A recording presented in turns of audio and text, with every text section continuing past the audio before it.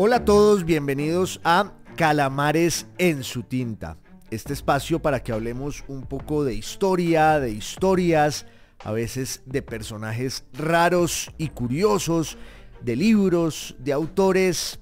en fin. Hace un tiempo le dedicamos aquí una salida a uno de los autores más grandes de todos los tiempos y uno de los fundadores, uno de los precursores de la modernidad literaria, Franz Kafka, de cuya muerte se cumplió este año, en el 2024, un siglo. Y ese es un pretexto inmejorable para volver sobre estos personajes que van poblando el pasado, porque de alguna manera, siempre lo digo aquí, el tiempo es como un campo minado. Es un instrumento para evocar, para conmemorar, a veces para celebrar y lamentar. De todas maneras, el calendario está poblado también por fechas que nos permiten volver sobre sus pasos y tratar de saber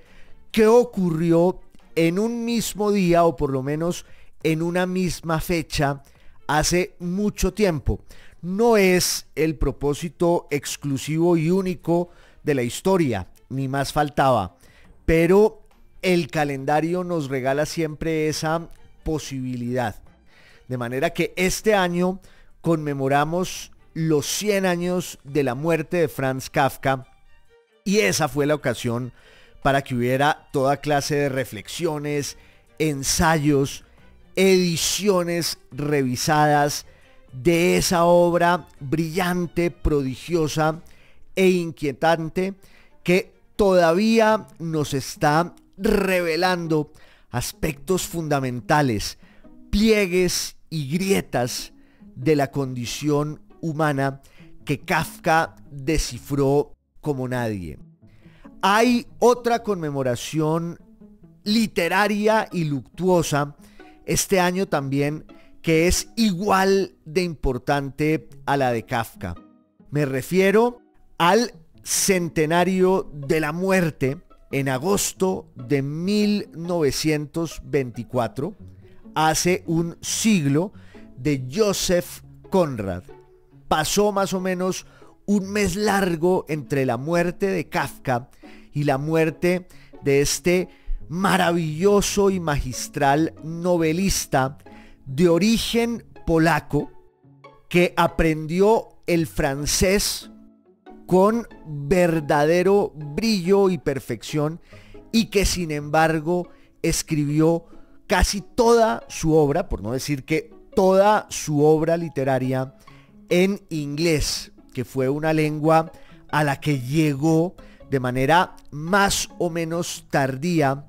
y que también con la visión del foráneo pudo desentrañar como uno de los clásicos de la lengua inglesa. O sea que vamos también a celebrar a Conrad a propósito de los 100 años de su muerte. Y la evocación de Kafka no es del todo gratuita, porque es difícil encontrar dos autores más distintos que Kafka y Conrad. El uno pues tenía el tormento de su mundo interior, de su alma, y la certeza abrasadora y arrolladora desde niño que su destino estaba en la literatura y estaba en la escritura. Yo ya lo dije aquí, para Kafka la escritura, la literatura, era una forma de vida superior a la vida misma, y allí trató de tramitar y resolver todos esos demonios y fantasmas que lo habitaban. En el caso de Conrad hay más bien el hallazgo, el desciframiento de una vocación que se va revelando con el tiempo y que exige primero una vida de novela, una vida de aventura que va a ser el material, la materia prima de la que se sirva Conrad para escribir sus novelas que todavía hoy nos deslumbran y nos maravillan. Sin embargo, hay algunos aspectos en los que uno sí podría comparar y hermanar la vida y el destino de Franz Kafka y de Joseph Conrad. Ambos pertenecen a un mundo, a una cultura muy particular, podríamos decir que a una civilización, que es la del oriente de Europa, ese hervidero de lenguas, naciones, pueblos, identidades que estuvieron casi siempre sometidos al poder de unos imperios descomunales y cosmopolitas que de alguna manera signaron la vida de todos los súbditos y de todos los individuos que trataban de encontrar un cauce allí en ese enjambre tupido, en esa especie de maraña que era una característica de esa zona de frontera entre la Europa occidental, digamos occidente en términos históricos y culturales, y la periferia de Occidente y la proyección de la cultura europea hacia el Oriente. Kafka y Conrad fueron más o menos contemporáneos, Conrad mayor que Kafka, y sin embargo la vida de ambos pues tuvo esa especie de parentesco, y es que el uno, Franz Kafka, vivió bajo el dominio del imperio austrohúngaro y los valores políticos que se proyectaban en la dominación desde Viena primero y luego también desde Budapest hacia el oriente de Europa hasta llegar casi a los Balcanes, que además era otra zona de frontera, otro lindero con otro de estos imperios cosmopolitas, plurilingües, plurinacionales,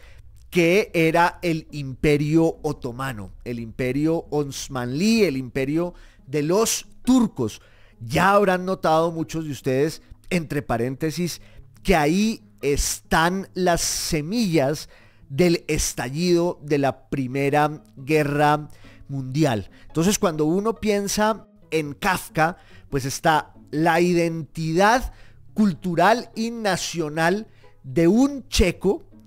que está integrado desde la Bohemia, que es el territorio que habitaban los checos, en el imperio austrohúngaro, cuya lengua oficial era el alemán, que además fue una especie de lengua común para que se encontraran una gran cantidad de pensadores, pintores, poetas, bohemios, no en vano ese nombre, novelistas que escribían en ese idioma, ya fuera en Viena, en Praga, en Salzburgo, y pensemos un poco también en Berlín, que es otro caso político que está integrado al surgimiento de otro de los imperios que constituyen esa zona limítrofe entre el oriente y el occidente, que es el imperio alemán. Pero la lengua alemana tenía un poder expansivo y un brillo sin igual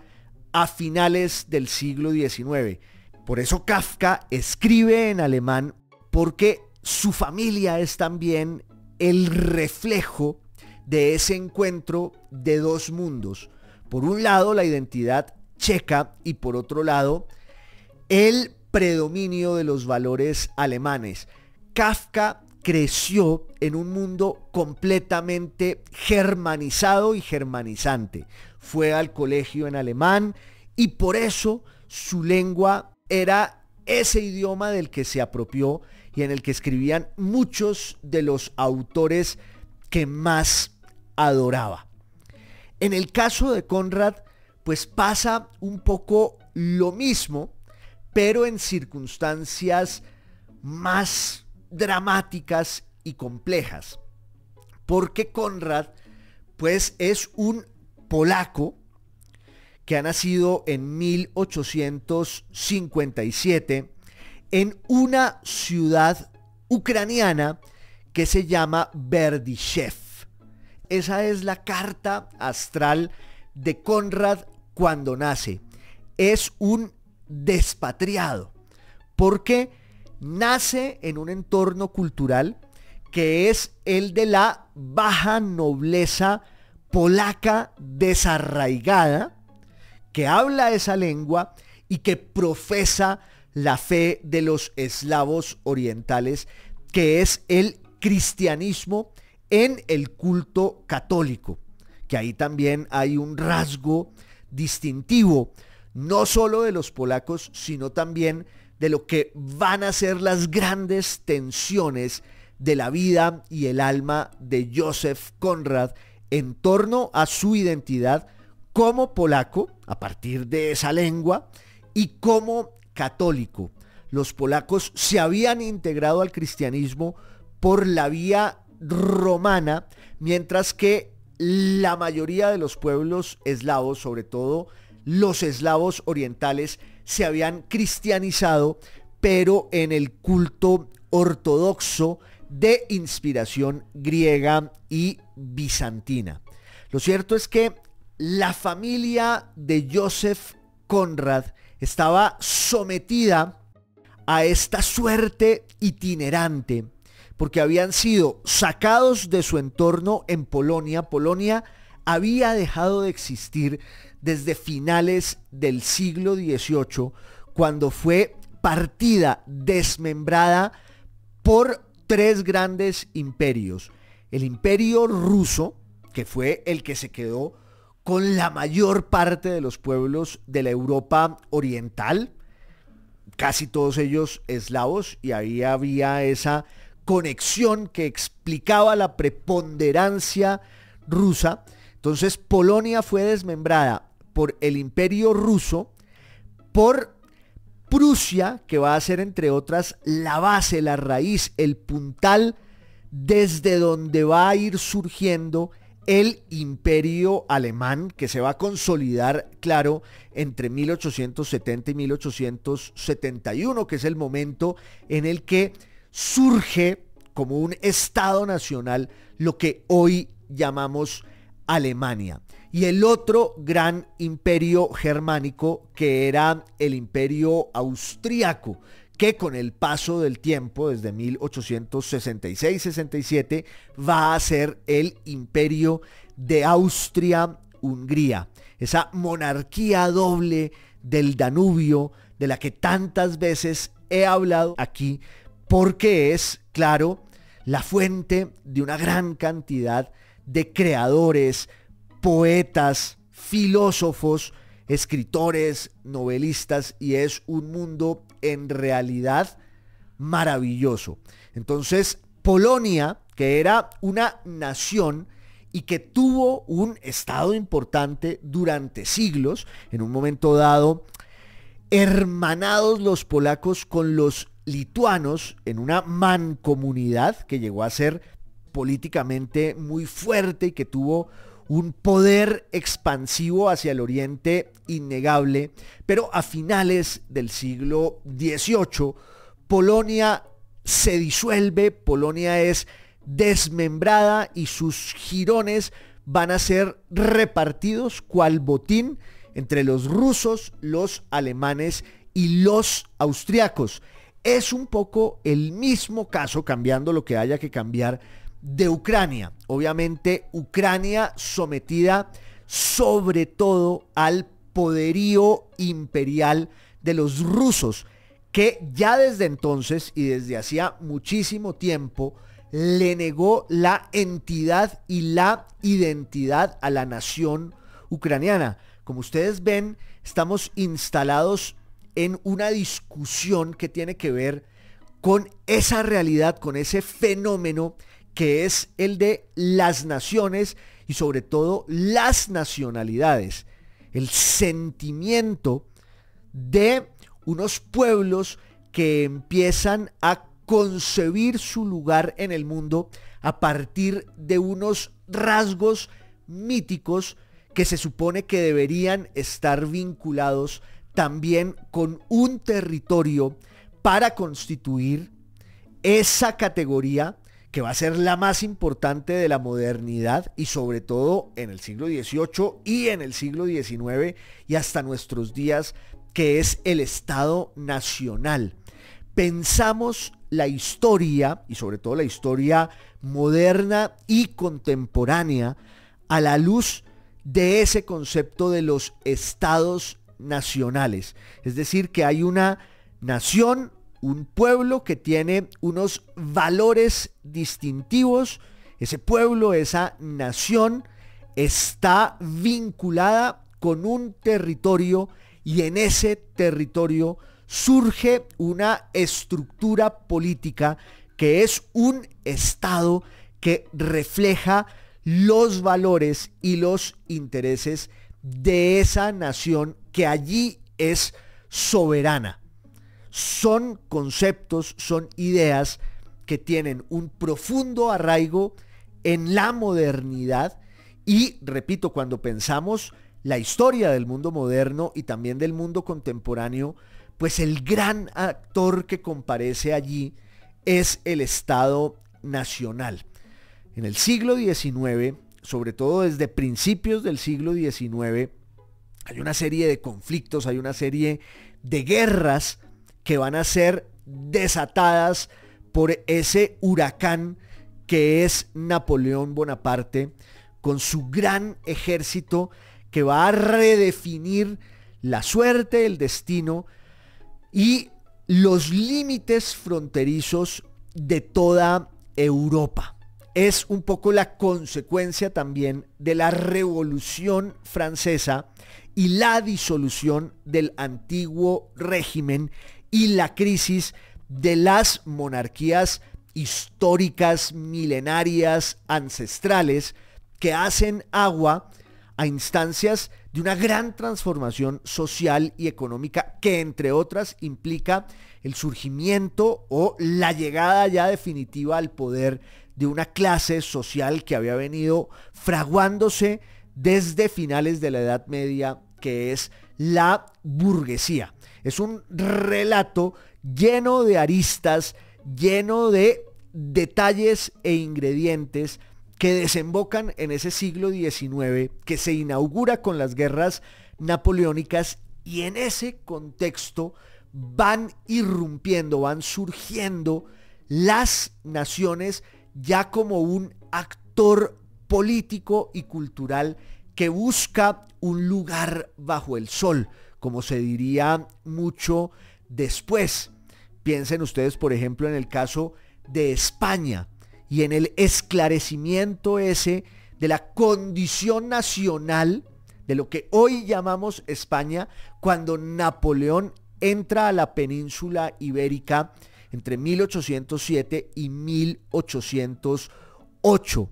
Pero también es el caso de los italianos, es el caso de los alemanes. En la segunda mitad del siglo XIX también surgirá una identidad nacional, por ejemplo, de los judíos de la diáspora, de los judíos que estaban desde hacía siglos, desde hacía 2 milenios en Europa, y que empiezan a reclamar un territorio con la idea de que ellos constituyen una nación, que es lo que llamamos el sionismo, que todavía hoy suscita una gran cantidad de debates, polémicas, confrontaciones no exentas de un apasionamiento que hace muy difícil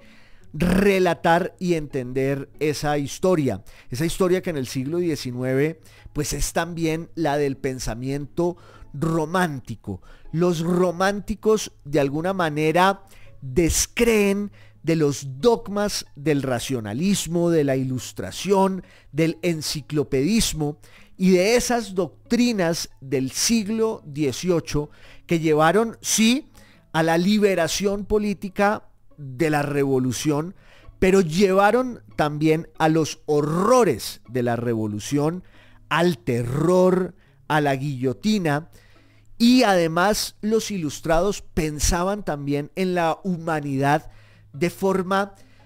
geométrica, cartesiana, como si el ser humano fuera una especie de postulado aritmético, matemático, científico. Era la idea de la humanidad como una noción abstracta que se puede resolver desde la teoría. Y entonces van surgiendo una serie de escritores, pintores, pensadores que refutan esa noción totalitaria de la ilustración que concibe, repito, a la humanidad como un postulado abstracto, científico, aritmético, mientras que para los románticos la humanidad es un mar de leva, es un mar agitado e inacible que puede explicarse desde unos relatos que no siempre son racionales. Uno de ellos, por ejemplo, la religión. En el romanticismo, en el siglo XIX, hay un regreso a los valores religiosos y míticos, porque en ellos puede haber una definición de lo humano que resulte mucho más certera que esos dogmas del racionalismo y del enciclopedismo. Y otro de los relatos que anidan en las corrientes románticas es la del patriotismo o el del patriotismo, el relato del nacionalismo y esa identidad colectiva que puede llegar a ser profundamente irracional, pero que se asienta en unos valores que están allí presentes y que tienen que ver con la lengua, que tienen que ver con el folclore, que tienen que ver con esa idea de que hay unos pueblos que confluyen en un mismo territorio y ahí va surgiendo una identidad que no se puede explicar del todo, pero que tampoco se puede negar. Y entonces tenemos, repito, el caso de España bajo la dominación napoleónica, tenemos el intento de varias décadas de los italianos por concebir un Estado que respondiera al ideal de una nación italiana que de alguna manera no existía, pero que estaba allí presente y que tenía una historia y que tenía unas tradiciones y que tenía, por supuesto, un idioma hecho de muchísimos dialectos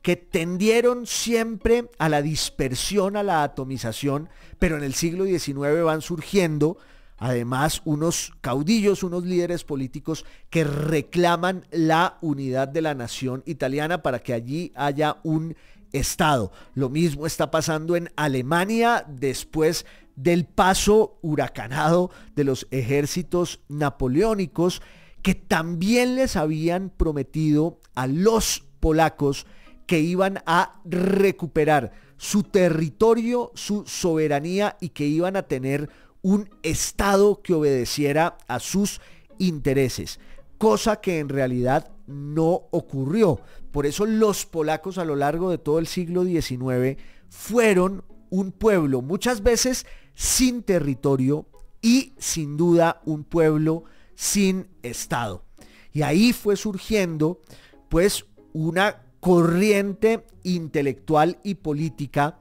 de los polacos que reivindicaban el derecho de su nación a tener un lugar bajo el sol. El papá de Konrad, que se llamaba Apolo Korzenowski, era uno de esos nobles polacos que de alguna manera profesaban una especie de contradictoria teoría revolucionaria. Y digo contradictoria porque venían de un mundo conservador y hasta católico, pero estaban enfrentados con el alma al imperio ruso,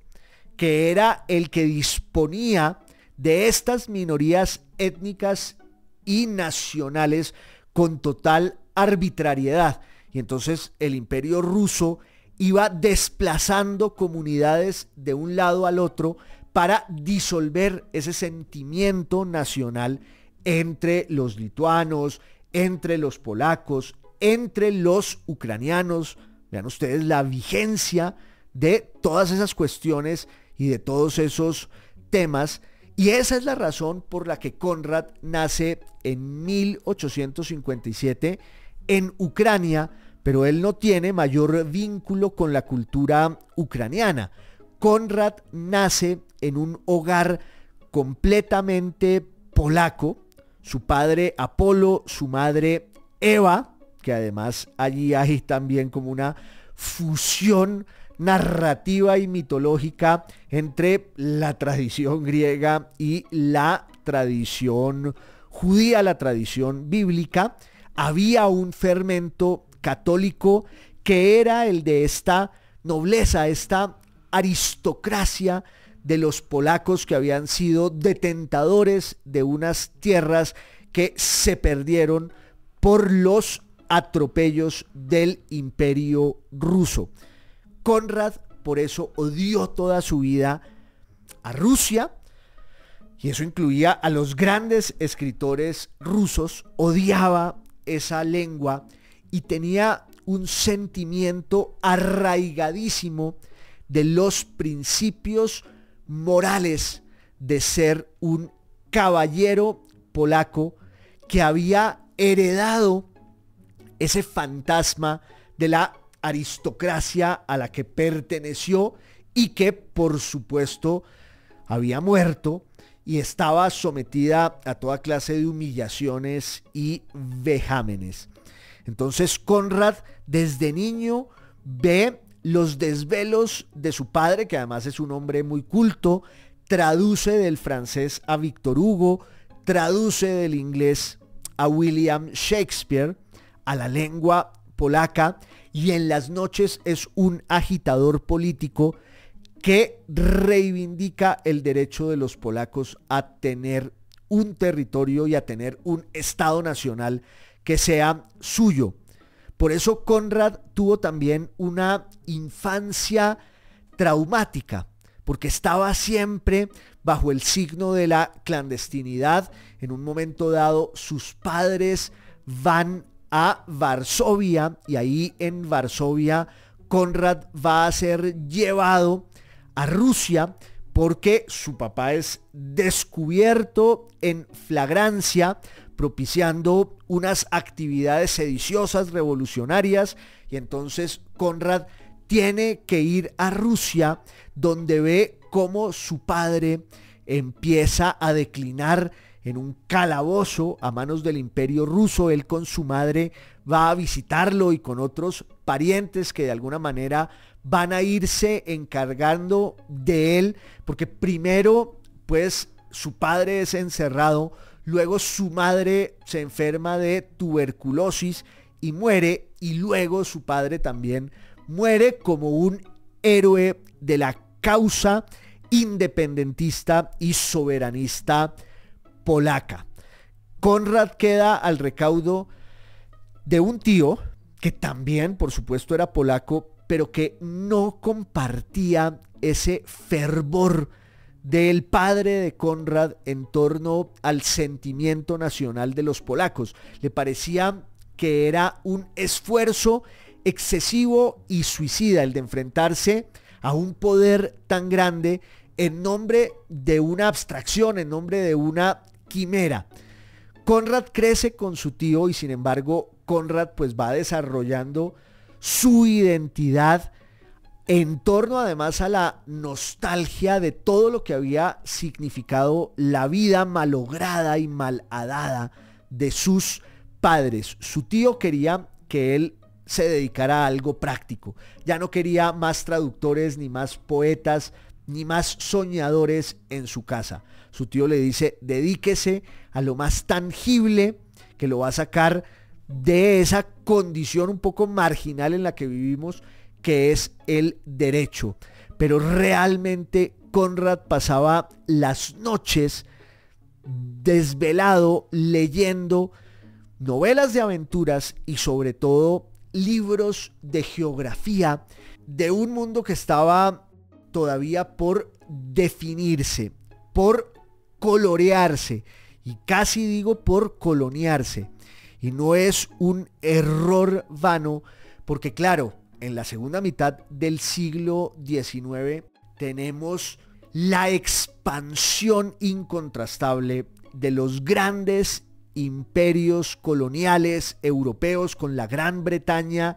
a la cabeza, y eso incluye la penetración o el redescubrimiento para explotarlo del continente americano, que tenía una historia colonial pues muy larga, vinculada con el surgimiento, el auge y también el declive del imperio español. Tenemos el caso de los franceses, de los holandeses, de los portugueses, de los británicos que van entrando al subcontinente indio, que van entrando a África, y entonces África se vuelve el botín de estas monarquías imperiales y coloniales que además también han ido surgiendo al calor de las guerras que ocurren en Europa, y van surgiendo nuevos países. Uno de esos países es Bélgica, que surge a principios de los años 30 del siglo XIX y que ya en la segunda mitad del siglo XIX pues va a ponerse al día con esa deuda de la dominación colonial, de la dominación imperial, y entonces estos pueblos que además lo hacen en nombre de una idea arbitraria y totalitaria del progreso y de la civilización con letras mayúsculas, aunque deberíamos ponerle a esa palabra siempre muchas comillas, estos pueblos blancos europeos en nombre de sus valores, que son los del cristianismo, pero también los del capitalismo, los de la revolución industrial, pues van a unos pueblos que consideran bárbaros, atrasados, y la misión supuestamente de los pueblos del norte es redimir a los salvajes, a los bárbaros de su barbarie. Esa es la esencia de la explotación colonial, que tiene unos escenarios muy concretos. Uno de ellos, el continente africano, que se empieza a explorar, va siendo penetrado por los imperios coloniales, y entonces también va surgiendo un relato literario que tiene que ver con los grandes viajeros y exploradores que hacen las delicias de los niños, que leen esos libros de aventuras y que ven esos mapas que empiezan a desplegarse delante de sus ojos ilusionados. Hay la leyenda, que entre otras Conrad la alimenta en sus memorias, de que él cogió un mapa de África y dijo: algún día quiero estar aquí. Y llegó a lograrlo porque ya cuando tiene que salir al mundo y cuando tiene que salir a la vida, tiene una conversación muy franca con su tío y le dice: yo no quiero ser abogado, yo quiero ser marinero. Y entonces su tío acepta esa decisión inamovible, deja que Conrad vaya a Marsella, vaya a Francia, y termina vinculado con la flota mercante francesa, que sin embargo tenía unos requisitos de acceso muy exigentes. Uno de ellos es que si los extranjeros querían vincularse con ella, tenían que tener el permiso del cónsul de su imperio, de su país ahí en Francia. Y obviamente pues Conrad era un ciudadano ruso, y el cónsul de Rusia en Francia no le iba a dar el permiso para que él siguiera de navegante en los barcos en los que quería atravesar el mundo, conocer todos los mares. También están pasando cosas interesantes en el mundo de la navegación, y es que se da ya de manera definitiva el tránsito entre la navegación a vela y la navegación a vapor. Y la navegación a vapor pues es la irrupción del capitalismo industrial en ese territorio que antes parecía el del romanticismo, el de la literatura, el de unas aventuras que implicaban un enfrentamiento permanente entre el individuo y las potencias de la creación. Eso era la navegación a vela, que tenía una dimensión muchísimo más literaria y romántica. Lo cierto es que Conrad tiene que vincularse entonces con naves menores, con las que sin embargo va a conocer una cantidad de parajes muy distantes, en los cuales él va a tener ya de primera mano un encuentro con esos mundos que antes estaban solo en los delirios de sus mapas y de sus libros. En Asia, en los mares orientales, también en América. Es muy probable que hubiera estado en Colombia, en lo que hoy llamamos Colombia, en la década de los 70 del siglo XIX. Sobre eso escribieron artículos excelentes Malcolm Dees y Alejandro Gaviria, y Juan Gabriel Vázquez hizo una gran novela que se llama La historia secreta de Costaguana, porque luego Conrad escribe una novela en la que se inventa un país que se llama Costaguana, y en ese país están los rasgos de muchos de los sitios que él visitó en el Caribe, entre otros Venezuela, y es muy probable que Colombia, a donde llegó para darles armas a los conservadores que estaban levantados contra el gobierno liberal federalista en una revolución fallida, que de todas maneras pues sirvió para que aquí llegara una cantidad de soldados de fortuna, y entre ellos es muy probable que llegara Conrad, que también había estado en España dándoles armas a los carlistas. Podríamos decir que él logró cumplir su sueño infantil de ser un personaje de novela, como esos libros y esas novelas que leía. Luego Conrad decide irse a Inglaterra porque cae en una profunda depresión y porque no encuentra futuro ni lugar en ese tupido sistema burocrático de la flota mercante francesa. Entre otras, hubo allí un intento de suicidio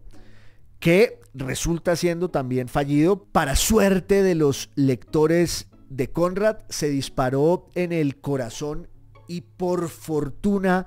esa bala resultó ser perdida y se fue a otro lado. Esa escena es el detonante de una novela de Conrad que se llama La flecha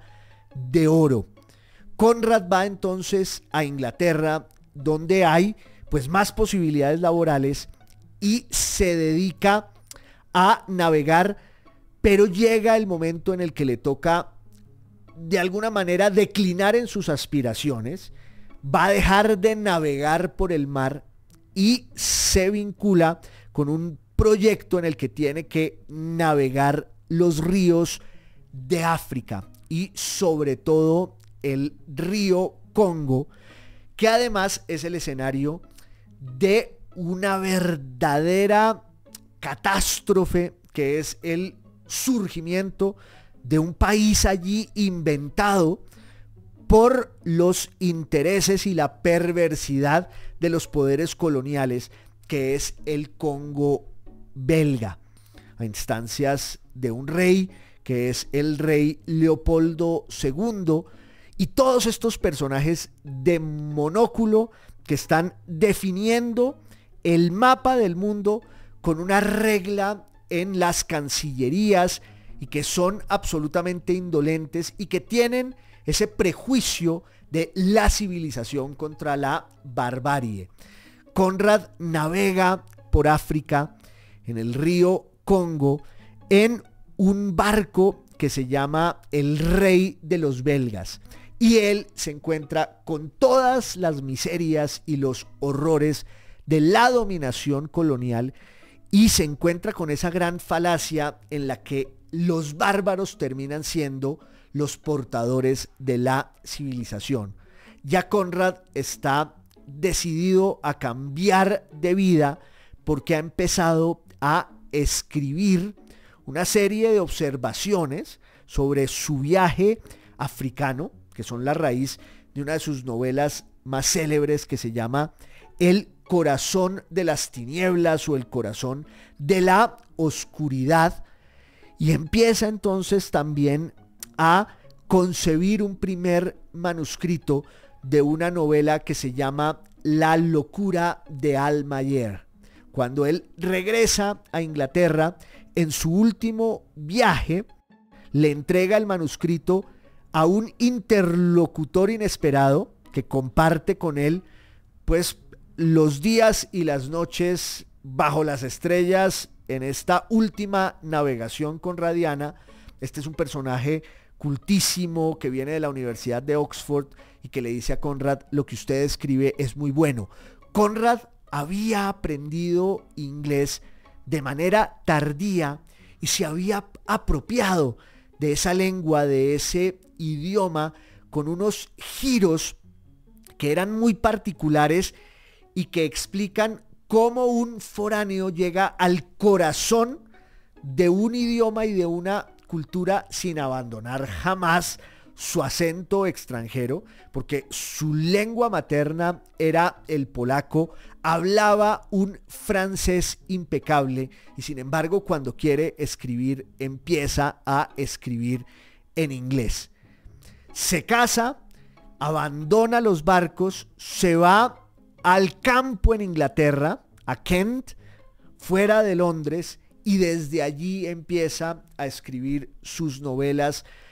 que reflejan pues toda su experiencia anterior, que son una forma de exhumar, un ajuste de cuentas con su pasado, con sus fantasmas. Son también una exaltación de esos valores en los que él no dejará de creer jamás, los de un caballero y un aristócrata polaco que desprecia la gran quimera de la revolución, detesta el caos. En las novelas de Conrad siempre hay un drama moral que tiene que ver con el individuo que, como un gran marinero, está enfrentado a las potencias de la creación, de la naturaleza. Y para Conrad la vida es una serie de ceremonias y rituales en los que reside la grandeza de un individuo, aun cuando esté aplastado por las circunstancias y aun cuando nadie lo vea. Y esto siempre en unos escenarios a veces reales, a veces inventados, en los que conviven exponentes de la civilización, con todos sus traumas, con todas sus contradicciones, con todas sus mentiras, y de la barbarie que tantas veces enseña más que ese ideal fallido de la civilización y la cultura. Hay muchas novelas, muchos libros de Joseph Conrad que son magistrales. Está El corazón de la oscuridad o El corazón de las tinieblas. Está Nostromo, que es esa novela en la que comparece el territorio imaginario de Costaguana, que está impregnado de lo que hoy llamamos Colombia, muy probablemente, que está hecho como con jirones de ese viaje americano de Joseph Conrad. Está Lord Jim, y hay una novela que a mí me fascina y que creo que resume todo lo que es el talento literario, pero también la visión del mundo de Joseph Conrad, que se llama Bajo la mirada de Occidente, que es un poco este dilema de el individuo frente a esas grandes construcciones teóricas, utópicas, revolucionarias y quiméricas que van desembocando en la tiranía, en el horror y en unas dictaduras que prometen la libertad y la felicidad del pueblo para terminar de oprimirlo en unas estructuras dictatoriales y opresivas que son peores que los males que esos discursos querían desterrar y redimir. Hay otro libro que es una pequeña novela, un relato largo, para mí el mejor de Conrad, que además fue llevado al cine, que se llama Los Duelistas, que es la historia de un par de soldados del ejército napoleónico, del gran ejército napoleónico, que un día por azar, en una reunión medio aristocrática, acaban trenzados en un duelo de espadas, en un duelo de capa y espada. Ese duelo no se puede resolver el día en el que este par de personajes se conocen, y a lo largo de la vida de ambos se van poniendo citas para resolver por fin esa deuda pendiente que tienen del honor, el decoro y la hombría. Y en últimas, eso los hermana y los vuelve inseparables. Es una épica del heroísmo, del honor, pero desde unos valores aleccionadores y poéticos que tienen que ver con la forma en que el individuo siempre está, repito,